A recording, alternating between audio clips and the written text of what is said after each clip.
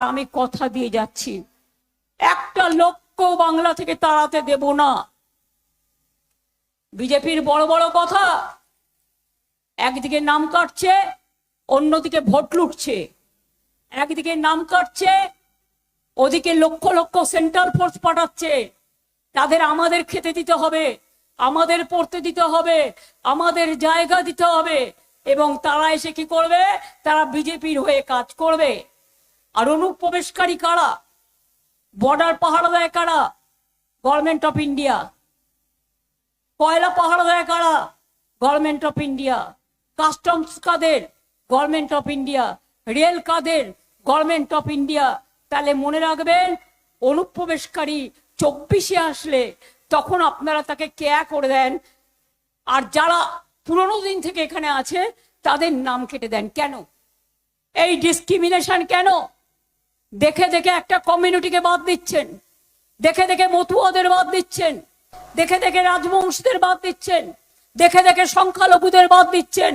আপনারা কি মনে করেন আপনারা যখন সৌদি আরবিয়ায় যায় মুসলিম সম্রাটের গলা জড়িয়ে ধরেন আমোদিজি প্রমোদিজি, তখন আপনার মনে থাকে না এ মোটা ভাই সাথে নিয়ে এসেছে ইডিআর সিবিআই, বাংলা পাবে না? তাই মনে রাখবে, বাংলায় বিজেপি শূন্য করতে হবে, বাংলাকে বিজেপি শূন্য করতে হবে, বাংলার মাটিকে পূর্ণ করতে হবে।